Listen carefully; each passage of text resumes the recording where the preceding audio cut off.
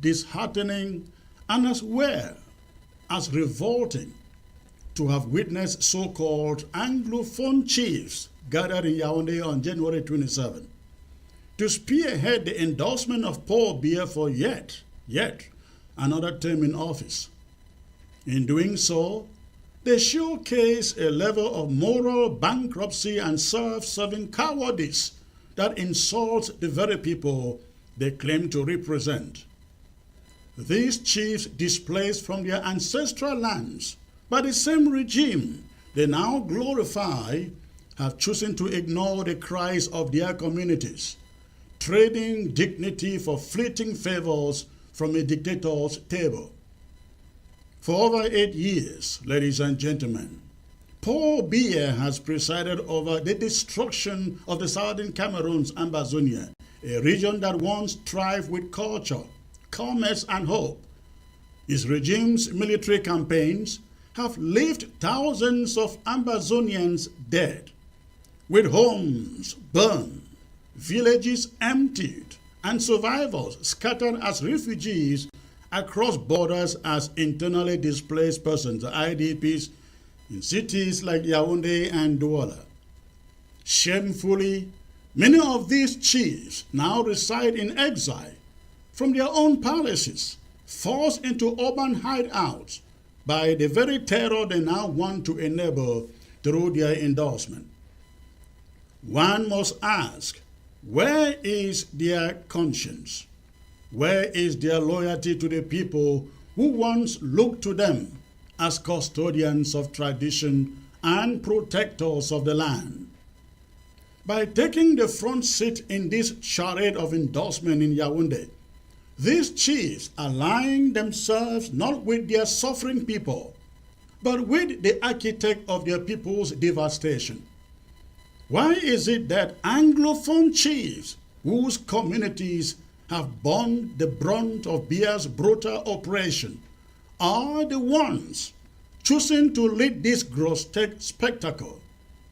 Why must the representatives of a region annexed, decimated by war, economic sabotage, and systemic marginalization be the first to sing praises for the man responsible for these atrocities?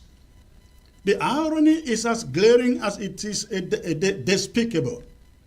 The chiefs have become willing pawns of the Biya regime, sit in Yaoundé as strangers in the land they were forced to flee. They are not in their villages because those villages have either been razed to the ground or are under occupation by the very Biya's military. They cannot return because the people they abandoned would not welcome them back with open arms. Yet, instead of demanding accountability or justice for their communities, they choose to grovel before the man whose policies have turned them into exiles. Let it be clear, their endorsement of Paul Biya will hold no weight in Ambazonia. They can sing his praises and pledge their allegiance all they want, but Biya and his regime remain persona non grata on Ambazonian soil. No election will be held in Ambazonia under the authority of a man who has waged war against our people.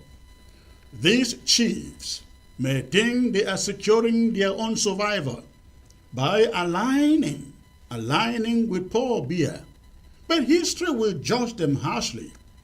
They are accomplices in the betrayal of their own people, selling out their heritage and their honor for crumbs from a collapsing regime. Their actions are a stain on the institution of traditional leadership, reducing what should be a sacred rule to a tool of oppression. To the people of Ambazonia, let this serve as a reminder. Our fight for freedom cannot and will not be dictated by traitors and opportunists.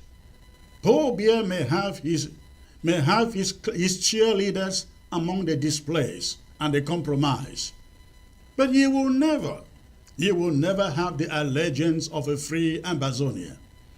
Our struggle is bigger than his regime, and our resolve is stronger than any betrayer. The endorsement of Paul Biya by these so-called chiefs is a hollow gesture devoid of any legitimacy or relevance to the people of Ambazonia. Biya may continue to cling to power in Yaoundé, but his influence ends across the bridge at the Mongol, Matazem and Chang. The march towards freedom is unstoppable, and no amount of endorsement or propaganda can change that. Not at all, ladies and gentlemen. In a desperate bid to derail the just and legitimate struggle of the Ambazonian people, CRTV has once again resorted to its trademark weapon of deceit, a propaganda charade featuring faceless and nameless individuals purportedly denouncing the Ambazonian Restoration Forces, the ARF. This orchestrated circus, paraded under the program Cameroon Crumbling, is nothing more than a pitiful attempt to rewrite the narrative of our struggle for liberation. CRTV, the mouthpiece of a crumbling regime in La Republique du Cameroun, seeks to exploit the vulnerabilities of our people by airing anonymous testimonies filled with lies and half-truths. These so-called witnesses lack both credibility and courage, hiding their faces and identities while spewing scripted condemnations of our fighters. What CRTV fails to understand is that Ambazonians have become immune to their tactics.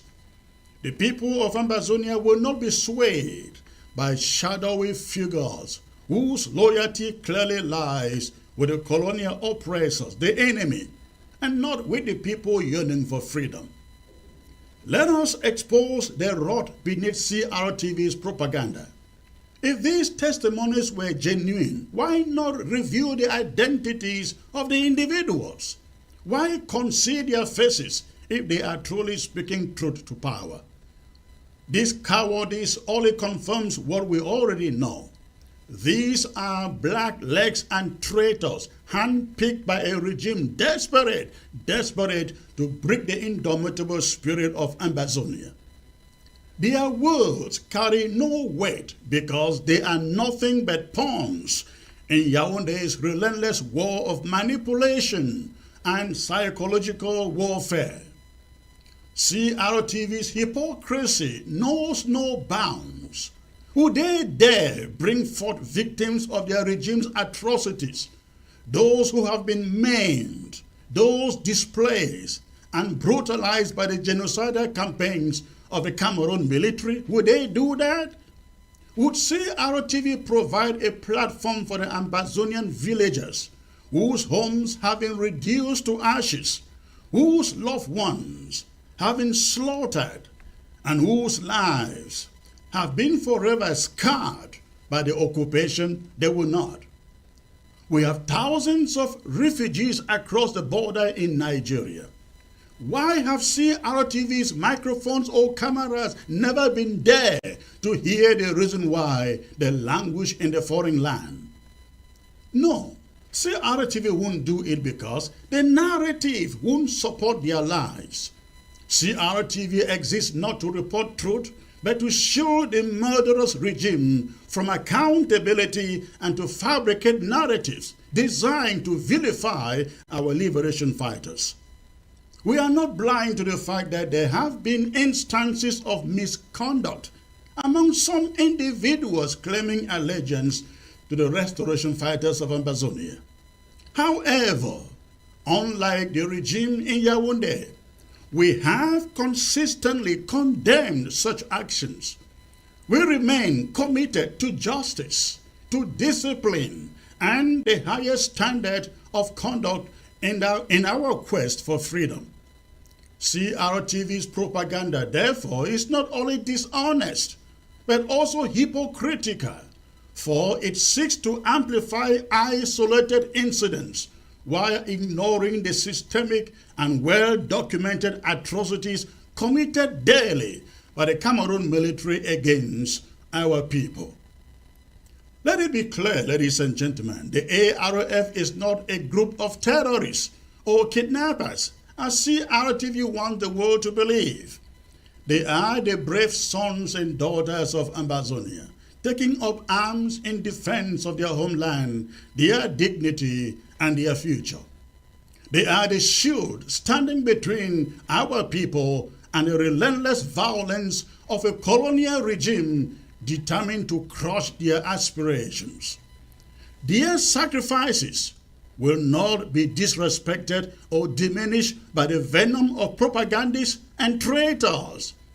Any CRTV reporter or journalist seen on Ambazonian soil, especially those who spew such baseless propaganda, should be stoned, stoned, stoned.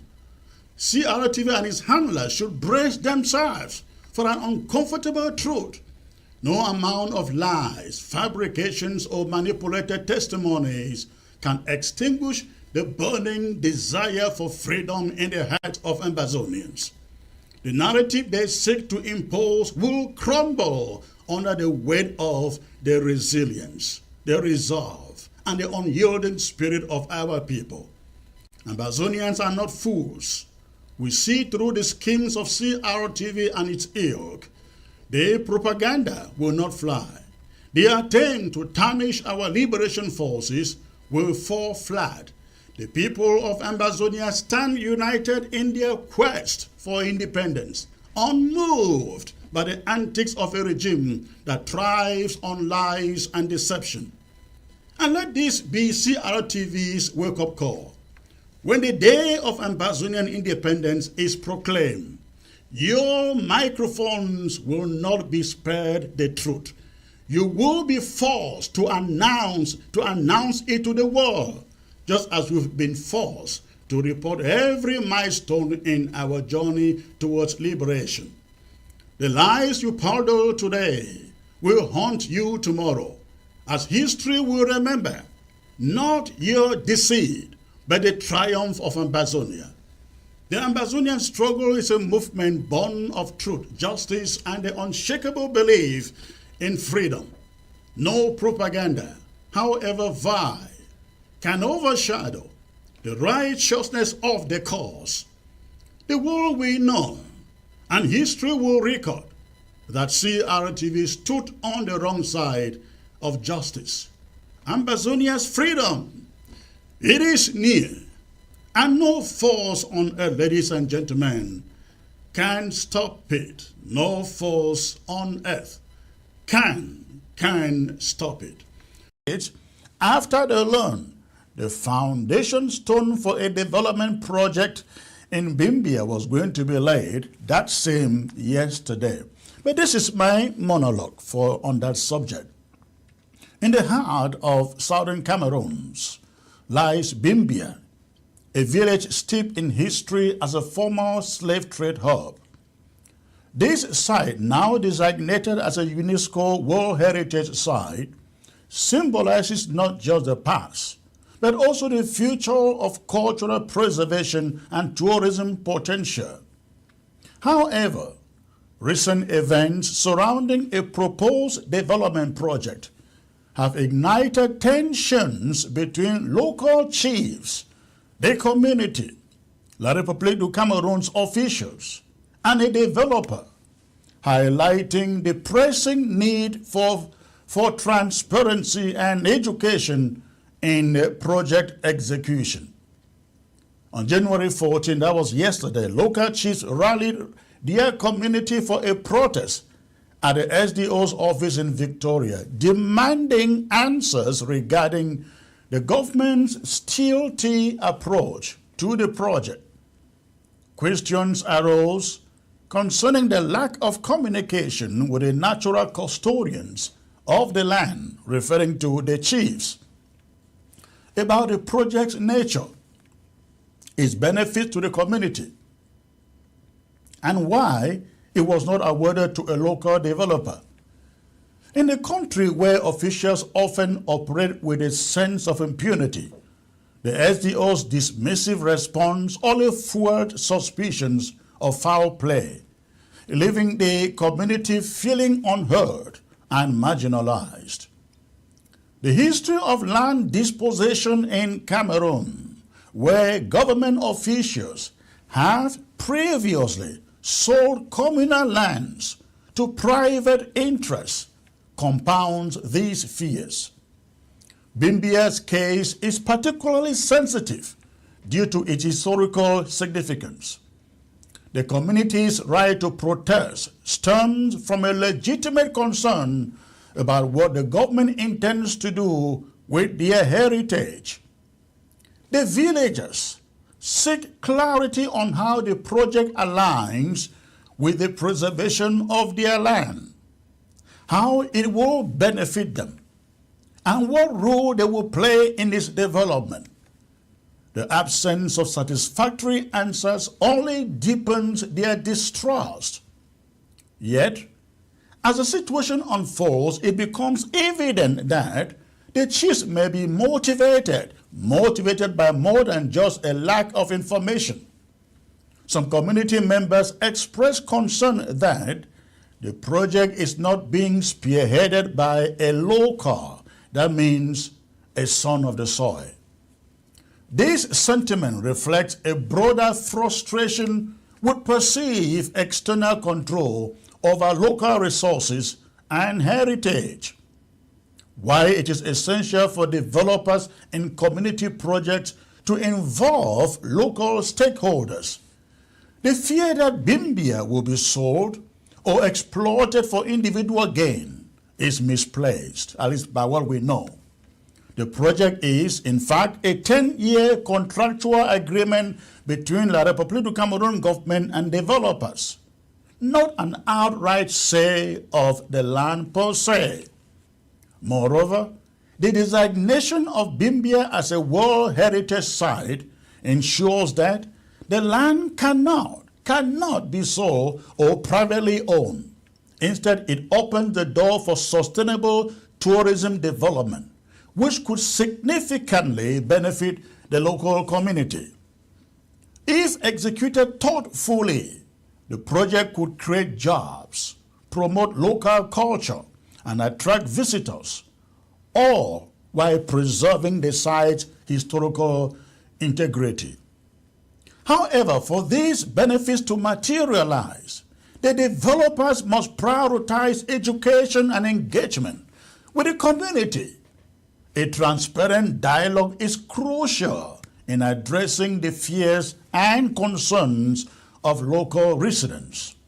This means not only informing them about the project's details, but also involving them in the planning and development process.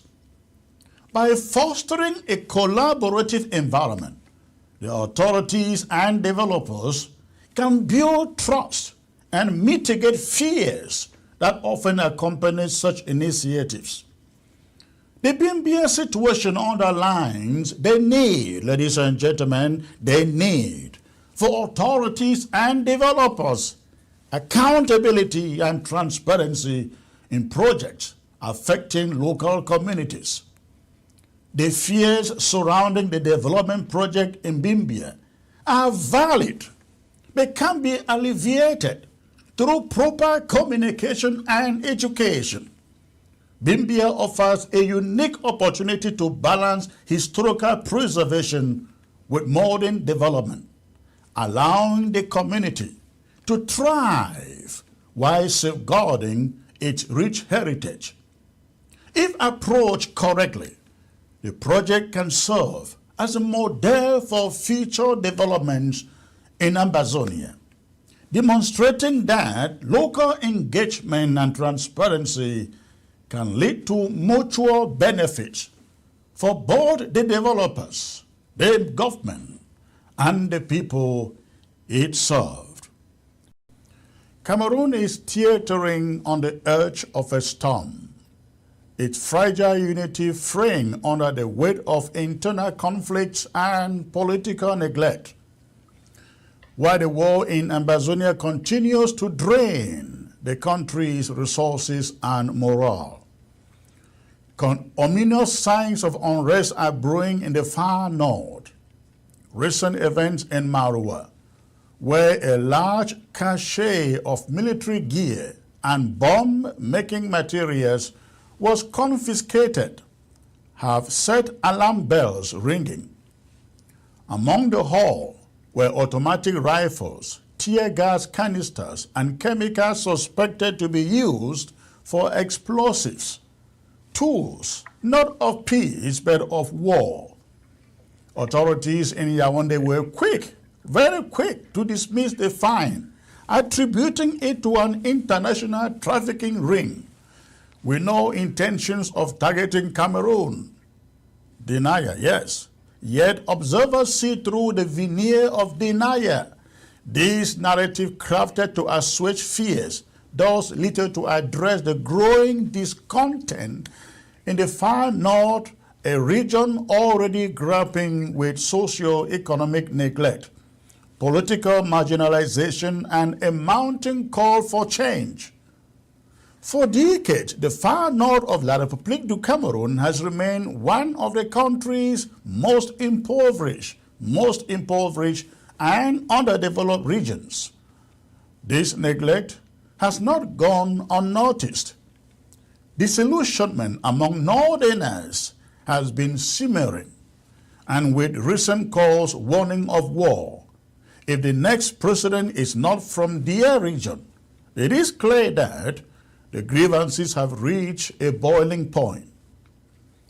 The historical context is pivotal here. Cameroon's first president, Amadou Ahidjo, hails from the north. Despite leading the nation at independence and laying the foundation of modern Cameroon, Ahidjo's legacy has been systematically diminished under Paul Biya's regime. Ahidjo remains languishing in Senegal for decades, symbolizing the regime's disregard for the North's contribution to the nation. This snub has only fueled the sentiment that the region is excluded from the corridors of power in Yaoundé. The confiscation of military gear in Marua is a blunt indicator that the region may be preparing for something far more significant than isolated acts of disobedience. Why the Cameroon government clings to its narrative of trafficking, skeptics ask, why would the trafficking ring stockpile such a sophisticated arsenal in Cameroon? Could this be the early stages of an organized insurgency, one born out of decades of marginalization and discontent? In a country already stretched thin by the war in Ambazonia, the prospect of a second insurgency in the far north or in the north is not far-fetched. The conditions are ripe for conflict, pervasive poverty, a sense of political exclusion, and the embers of a legacy tarnished by deliberate erasure. The confiscated arsenal could well be the harbinger of a storm Cameroon is ill-equipped to weather. Cameroon's ongoing war in Ambazonia has already exposed the vulnerabilities of its military and governance. For over 8 years, the Biya regime has poured resources into quelling the Ambazonian resistance. Yet, the results have been catastrophic for Yaoundé. Guerrilla tactics, deep local support for the Ambazonian cause, and the inability of the centralized government in La Republique du Cameroun to adapt to unconventional warfare have led to a prolonged and bloody stalemate. The financial toll of the Ambazonian war has been immense. Reports suggest that the cost of sustaining military operations, rebuilding destroyed infrastructure, and dealing with international scrutiny has drained state coffers. The military, overstretched and demoralized, has faced significant casualties such as the one we saw. If this same force were to face a second front in the north, the consequences could be devastating. Cameroon survivor, that is, excluding Ambazonia, as a unified entity hangs in the balance. The warnings from the far north are not to be dismissed lightly. If the region's calls for political inclusion and economic development continue to go unanswered, it may soon follow the path of Ambazonia, where decades of marginalization, that is annexation, before it erupted into full-scale war. The question is not just whether Cameroon can sustain a two-front war, but whether its political system is capable of addressing the root causes of these conflicts. The regime's approach has consistently been reactive, relying on force to suppress dissent rather than addressing the grievances that drive it. This strategy has already failed in Ambazonia. Will Yaoundé make the same mistake in the north? Cameroon's leadership has long lived in denial, refusing to acknowledge the depth of the crisis it faces. From the Ambazonian struggle to the burgeoning discontent in the north, the regime's inability to adapt to changing realities is a recurring theme. By dismissing the Marawa arms cache as the work of traffickers, the Republique du Cameroun's government has once again chosen to ignore the warning signs of an impending crisis. But denial is not a strategy. If Cameroon does not take immediate steps to address the grievances of its northern population, investing in development, honoring the region's contribution to the nation, and ensuring political representation, it may soon find itself battling an insurgency, another war, this time on two fronts. Cameroon's future depends on its willingness to confront the systemic issues that have fueled decades of unrest. This requires a government willing to listen, to invest in its marginalized regions, and to acknowledge that force alone cannot hold a nation together. Force alone cannot, will not hold Cameroon together. For over 8 years, the regime in Yaoundé has clung to the narrative of a crisis in the southern Cameroons, dismissing the full-blown war that they themselves declared. But the question remains, do crises rack up the kind of staggering casualties that Cameroon's military has endured in Ambazonia? The answer lies in the battlefield, where Ambazonian fighters, poorly funded and barely equipped, continue to defy the might of a state-sponsored army in a spectacular fashion. The latest chapter of this humiliating saga unfolded in Akwaya local government area in Manu County, in Ambazonia, of course, where 7 soldiers of the Cameroon army met their gruesome fate in an ambush. The Ambazonia liberation fighters executed their operation with the precision of seasoned guerrilla warriors, proving once again that conventional armies are no match for the unpredictable and decentralized tactics of a determined resistance. The ambush in Agua is not an isolated event. it is emblematic of the Ambazonian fighters' ability to adapt, to innovate, and strike where their adversaries less expect. Operating as a guerrilla force, these fighters have turned the dense forest, rocked their terrains, and hidden pathways of Ambazonia into their greatest allies. The Cameroon military, despite setting up clandestine barracks, camps, military camps across Ambazonia in an attempt to stamp out the insurgency, has found itself repeatedly outmaneuvered and outwitted. In the Agua incident, the Cameroon soldiers were not only killed, but humiliated in death. A message to their oppressors that Ambazonia will not be subdued.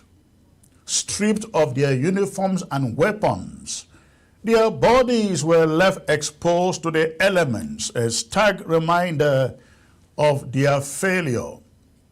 The Ambazonian fighters, despite lacking the resources of a conventional army, have demonstrated the uncanny ability to execute operations with devastating impact or effect. For years, ladies and gentlemen, Cameroon's leadership has refused to acknowledge the nature of the war they are fighting. The guerrilla war cannot be won with brute force alone. It requires an understanding of the socio-political realities that fuel the resistance. Yet, Cameroon persists in its denial, sending waves of soldiers into a battlefield where they are unprepared for the unconventional strategies of the Ambazonian restoration fighters. This war has exposed the cracks in Cameroon's military machine. Despite boasting superior weaponry, training, and logistics, the Cameroon army has been repeatedly outsmarted by a force driven by sheer determination and the dream of independence. Every ambush, every casualty is a testament to the resilience and ingenuity of the Ambazonian people. The Ambazonian fighters deserve recognition for their courage and strategic brilliance.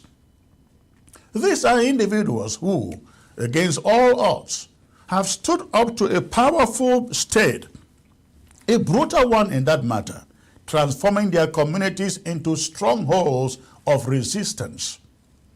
They have shown that victory is not determined by resources alone, but by the indomitable spirit of those who refuse to bow to oppression.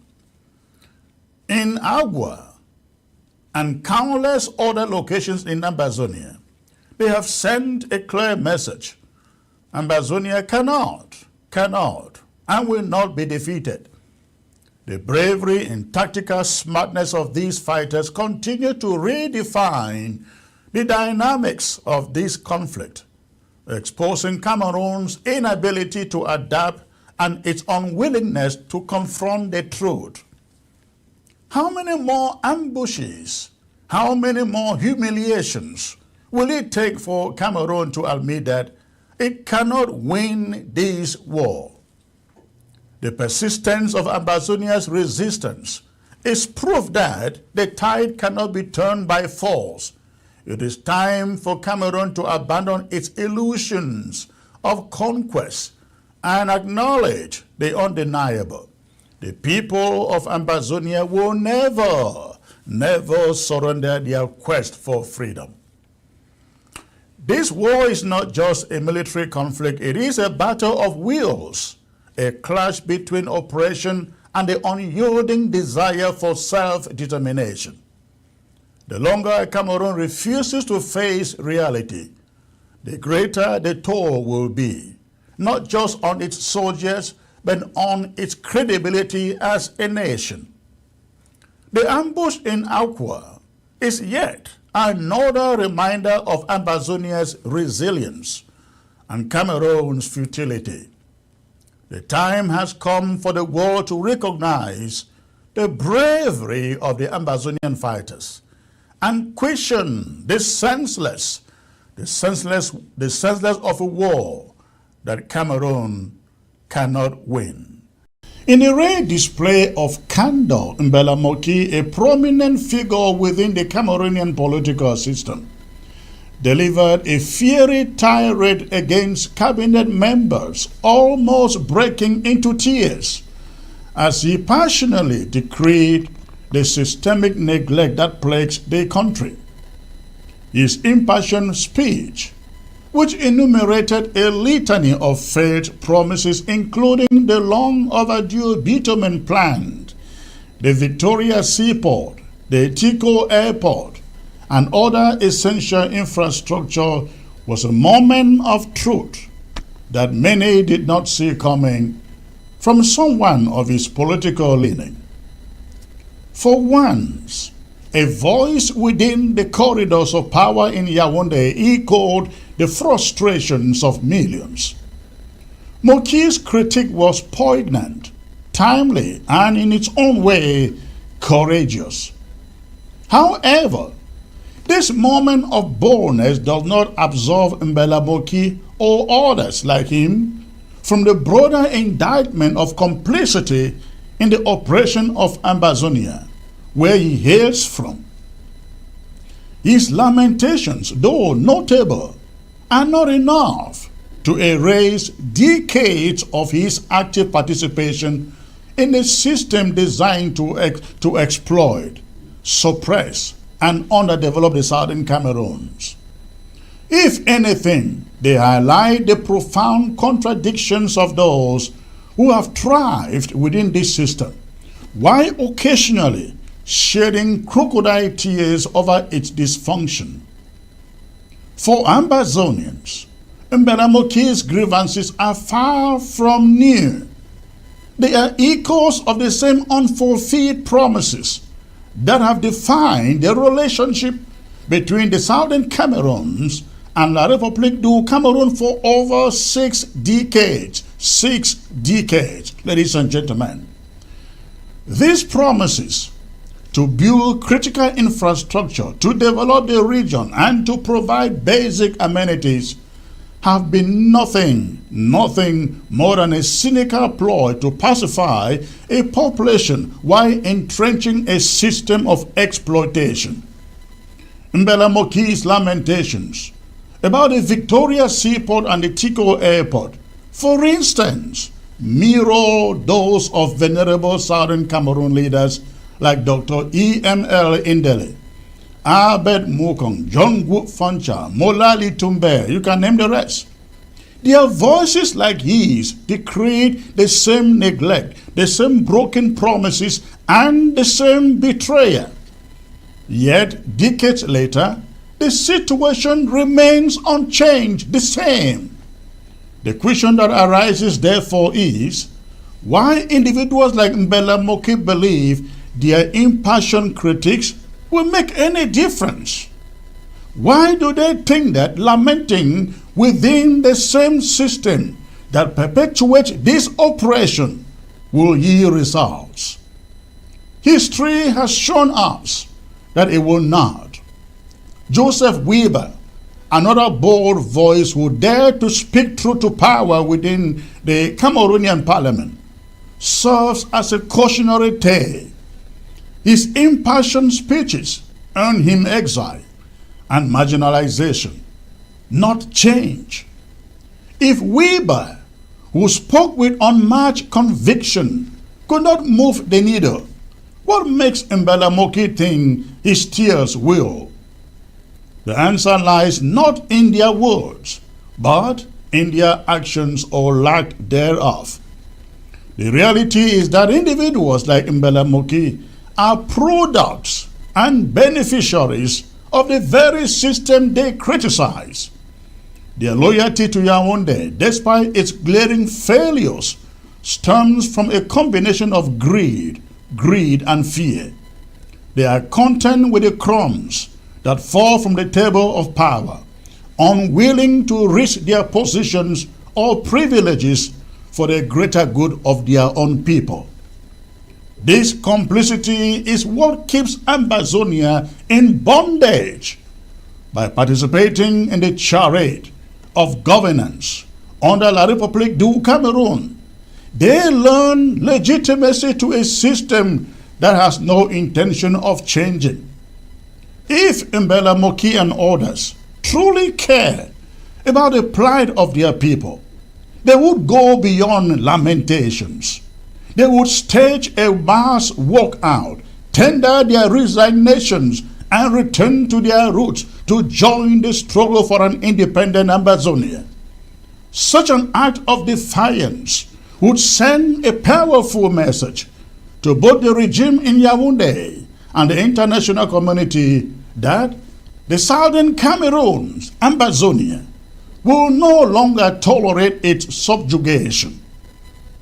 Instead, they cling to the illusion that change can come from within, despite overwhelming evidence to the contrary.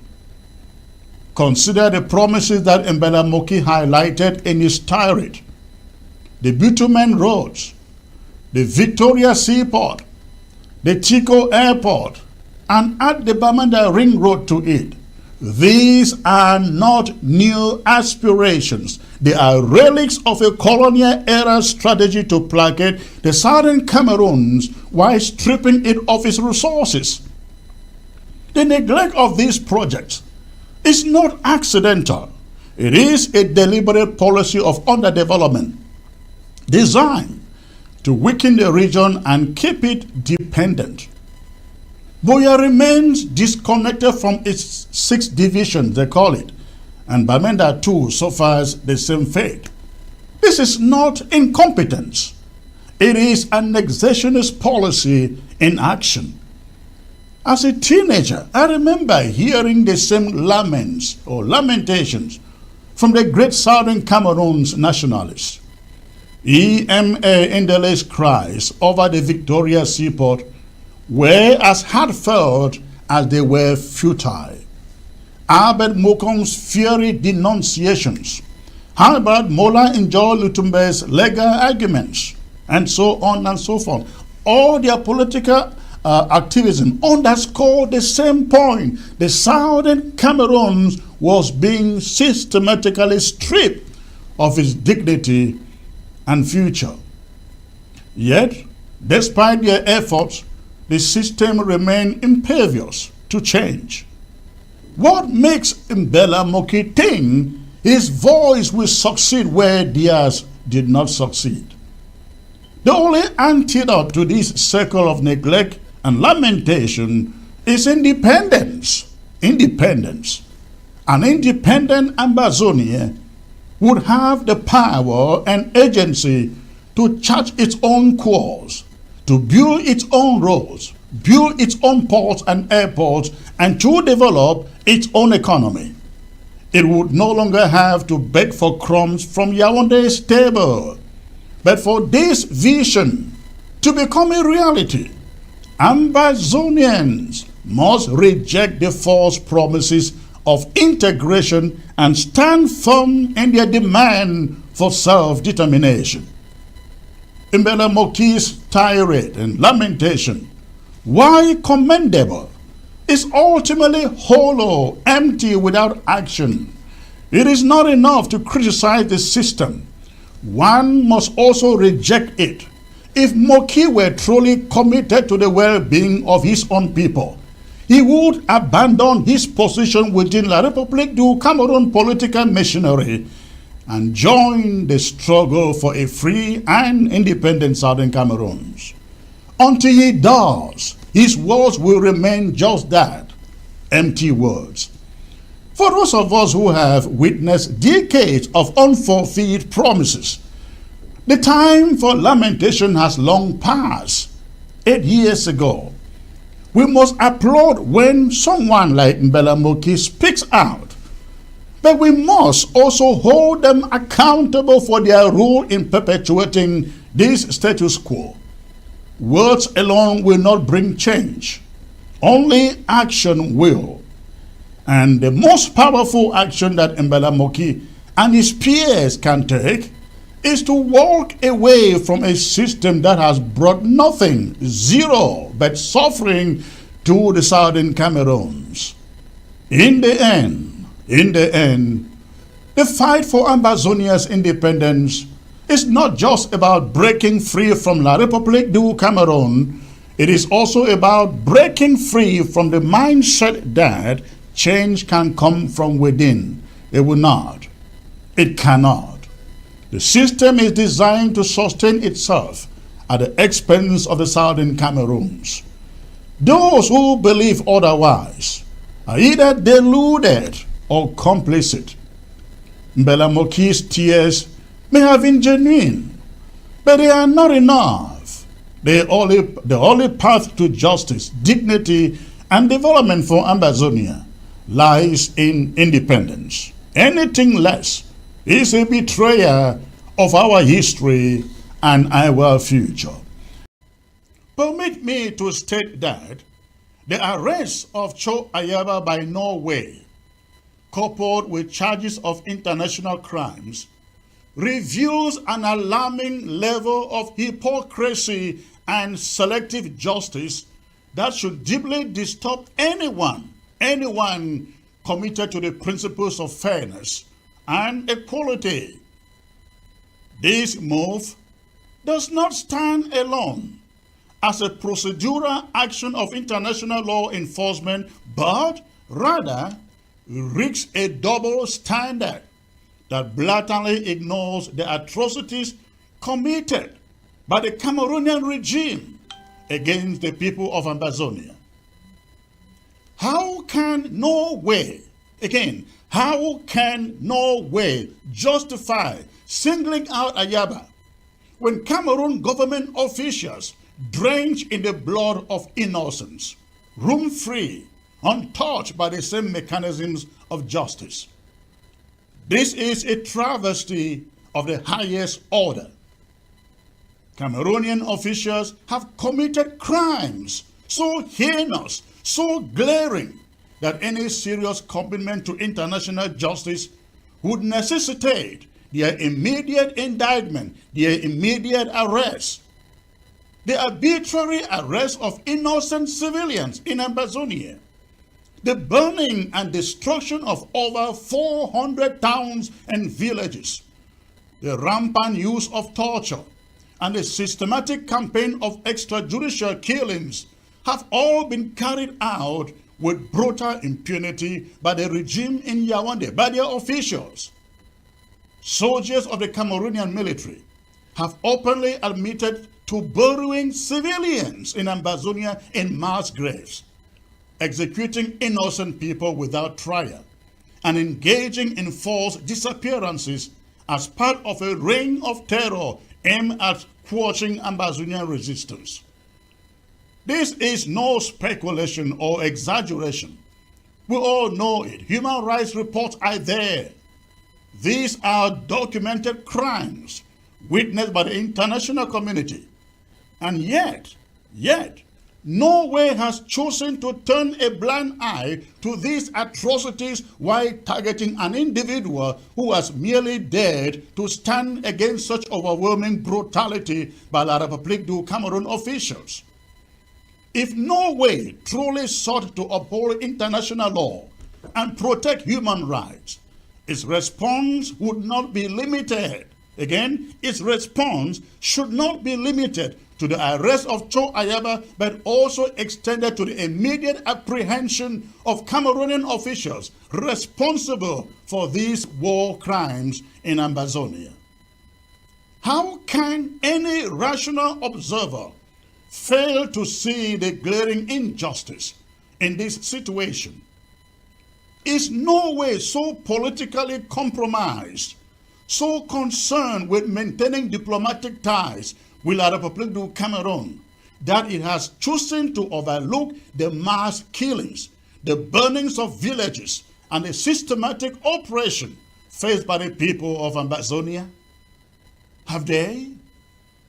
To claim to be neutral or law-abiding while allowing such crimes to go unanswered, unpunished, is to be complicit in the very violence it claims to oppose. The message Norway has sent is clear. Fight your freedom and you will be prosecuted.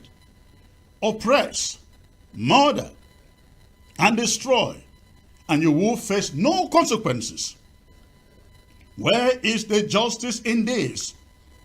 Where is the even-handedness? Arresting Cho Ayaba while allowing those Cameroonian officials who have orchestrated these atrocities to walk free is not just unfair. It is a moral disgrace on the part of Norway. It exposes the deeply entrenched biases within the international community that allow powerful regimes to crush smaller, oppressed peoples without fear of reprisal. If justice were truly blind, if the international legal system were truly impartial, then, ladies and gentlemen, Cameroon's leaders will be facing the same handcuffs now slapped on Ayaba. They would be charged with crimes against humanity, with genocide, with every horror that they have unleashed upon Ambazonian civilians. Yet here we are, watching as Norway selectively enforces the law. Norway's actions signal to the world that the suffering of Ambazonians is not worth their attention. That's what it is. That their cries for justice will continue to be ignored, and that the lives destroyed by the Cameroonian regime led by Paul Biya are expendable. This is a shameful chapter in the history of international law, one that casts a long shadow over the credibility of those institutions that claim to champion human rights.